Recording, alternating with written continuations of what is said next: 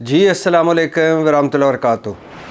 America के शहर Los Angeles में जो आग लगी है उसे अमेरिकी तारीख़ की सबसे महंगी आग या सबसे बड़ी मुसीबत या सबसे बड़ी आफत करार दिया जा रहा है। अमेरिकी तारीख़ में इस आग को सबसे महंगी आफत करार दिया जा रहा है, जिसमें आग से नुकसान का इब्तदाई तखमीना, अभी ये इब्तदाई तखमीना है, 150 अरब डॉलर तक का लगाया जा रहा है। 150 अरब डॉलर। आप सोचिए, अमेरिका सुपर पावर, आग, और आग है जिस पर काबू ही नहीं पाया जा रहा, और अभी तक 150 अरब डॉलर का जो इब्तदाई तखमीना है, इब्तदाई नुकसान है, इब्तदाई अंदाज़ा है, वो है 150 अरब डॉलर का। और रिपोर्ट के मुताबिक फ़ायर हुकाम का कहना है कि 6000 से ज़ायद घर और इमारतें तबाह हो चुके हैं, जबकि 4 से 5000 मकानात को नुकसान पहुंचा है। आतिशज़दगी के बायस इंश्योरेंस इंडस्ट्री को तकरीबन 8 अरब डॉलर से ज़्यादा का नुकसान हुआ है। आप अंदाज़ा कीजिए कि इंश्योरेंस इंडस्ट्री जो है उसका क्या हाल होगा।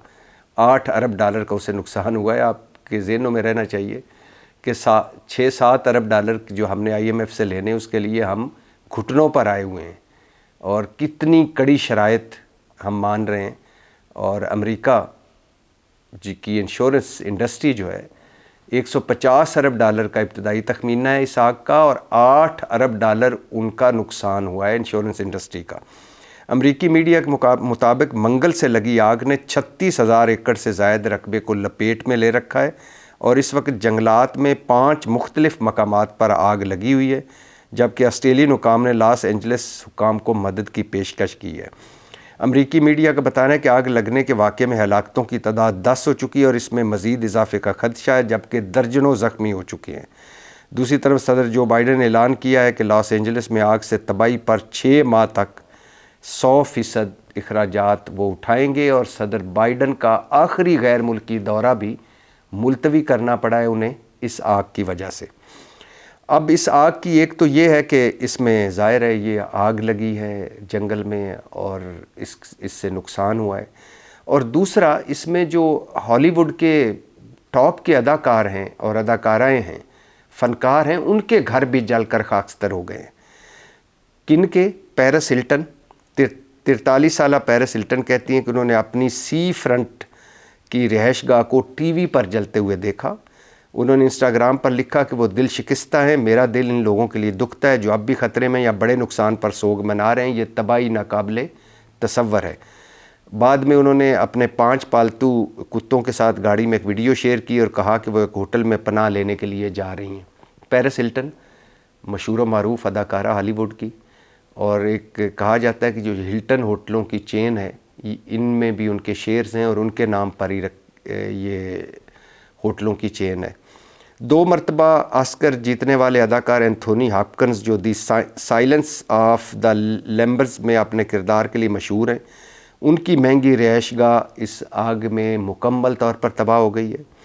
Jeff bridges film the big लेबॉस्की के लिए मशहूर और ऑस्कर जीतने वाले जेफ ब्रिजेस ने भी अपनी रिहाइशगाह खो दी है, जिसमें वो अपने ख़ानदान के साथ रहते थे। बिली crystal, योजेन levy, John Kidman, mark हिबल, और ये सारे लोग जो हैं, इनकी रिहाइशगाहें अभी इब्तदाई तौर पर पता चल रहा है कि ये आग में जलकर खाकस्तर हो गई हैं। जेम्स वुड्स, बड़े मशहूर मारूफ, जो गज़ा पे जब इसराइल बमबारी कर रहा था तो वो कह रहे थे कि इनका नामो निशान मिटा दें, इनको तहस नहस कर दें। वो CNN पे बैठ के रो रहे थे कि मेरी रिहाइशगाह भी जल गई है। अपना घर जला तो पता चला कि आग जब लगती है और आग जब घर जलाती है तो कितना दुख होता है। और जो बारूद की आग इसराइल ने बरसाई गज़ा पे, जिसमें बच्चे, बूढ़े, ख़वातीन सब, और हज़ारों की तादाद में, लाखों की तादाद में जान से गए, उस पर वो खैर से ट्वीट भी कर रहे थे, बयानात भी दे रहे थे कि ख़त्म कर दो, उड़ा दो, मार दो। लेकिन जब अपने घर में आग लगे तो पता चलता है कि ये कितना बड़ा दुख होता है। बहुत सारे इसके एंगल हैं। ایک تو ہمارا جو ہم مسلمانوں کا اینگل ہے وہ یہ بھی ہے کہ یہ اللہ کی طرف سے وارننگ ہے، جب آپ نہتے لوگوں پر، بچوں پر، خواتین پر آگ برسائیں گے تو آپ کے گھر جو ہیں وہ بھی جلیں گے۔ ایک یہ بھی اس کا اینگل ہے۔ ایک یہ بھی اس کا اینگل ہے کہ جب قدرتی آفت آتی ہے تو امریکہ جیسا سپر پاور جو ہے وہ بھی بے بس ہو جاتا ہے۔ اور ایک اس کا یہ بھی اینگل ہے کہ ایک قدرتی آفت ہے، کہیں بھی آ سکتی ہے۔ بہرحال بہت بڑا نقصان ہے، وہ ہے نا سجن دشمن مرے تو خوشی نہ کریے، سجنا بھی مر جانا۔ جیسے جیمز ووڈ صاحب خوشی کا اظہار کر رہے تھے، آج اپنے گھر میں آگ لگی تو پتہ چلا اب رونے لگ گئے ہیں۔ ایک گھر جلا ہے اپنا تو رونے لگ گئے ہیں، جہاں وہ غزہ میں ایک نسل قتل کر دی گئی اور پورا انفراسٹرکچر تباہ کر دیا گیا۔ یعنی 100 سال لگیں گے اگر پوری دنیا پیسہ دے، پوری دنیا کے انجینئرز اور وہ سارے مل کر غزہ کو بسائیں تو پرانی حالت میں آتے ہوئے 100 سال لگ سکتے ہیں۔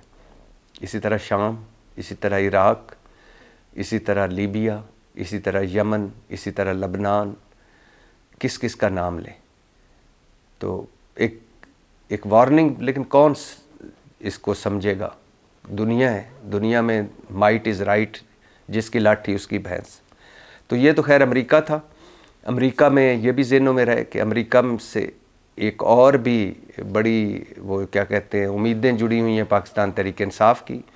20 جنوری ٹرمپ صاحب کی تقریب حلف برداری ہے اور پاکستان تحریک انصاف لڈیاں ڈال رہی ہے کہ ٹرمپ صاحب آئیں گے ہمارے حالات بدل جائیں گے، اور حکومت بکھلائی پھر رہی ہے، گھبرائی پھر رہی ہے۔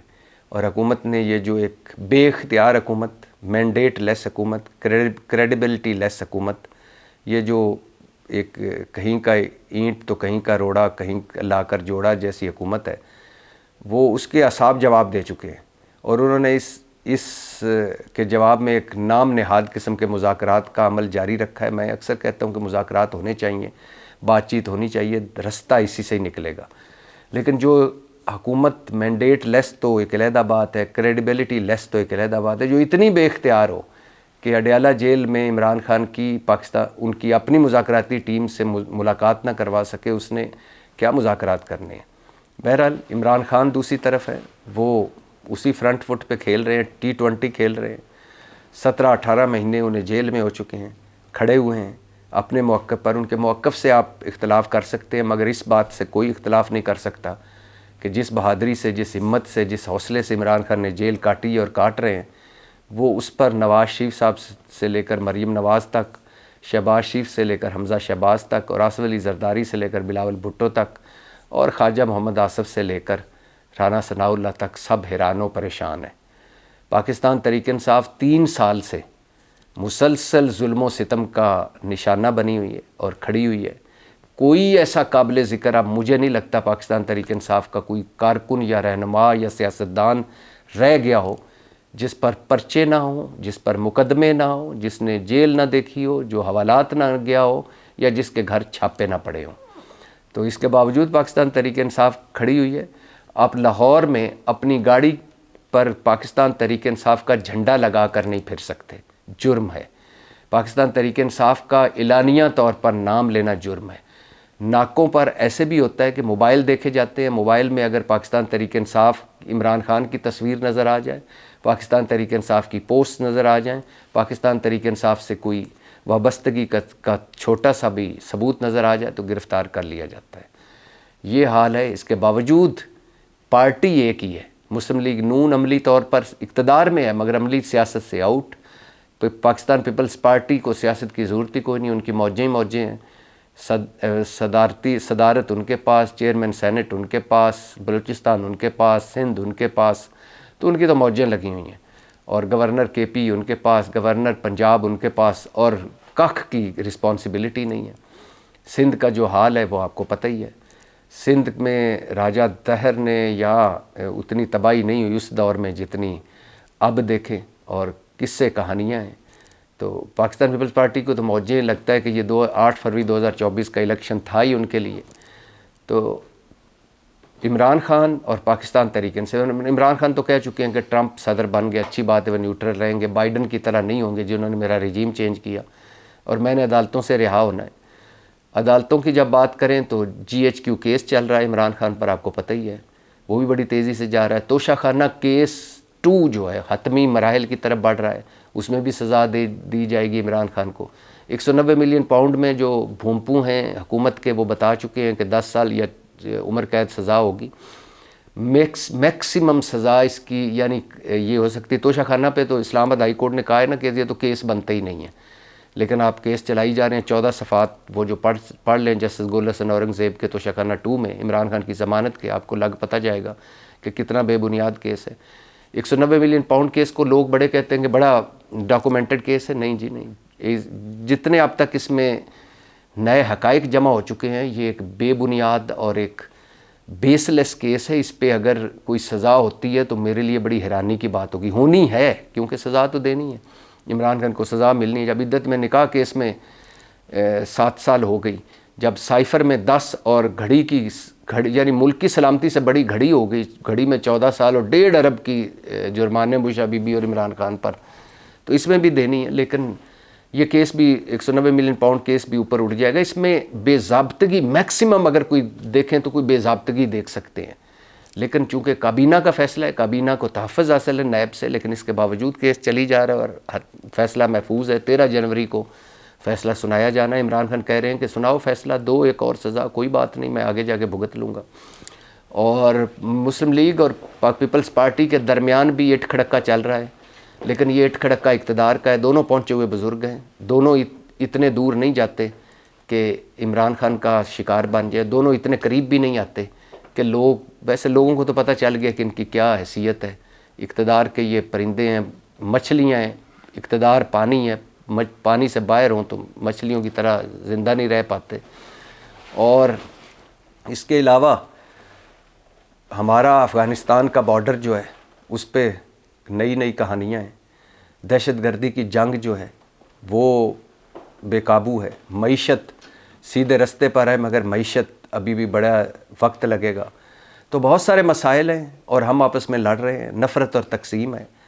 دیکھنا یہ ہے کہ کتنا نقصان کروا کے ہم بیٹھتے ہیں اور اس نفرت اور تقسیم کو ختم کرتے ہیں، اور جو لڑائیاں لڑ رہے ہیں جھوٹی انا اور جھوٹی ضدوں کی، اس کو ختم کرتے ہیں۔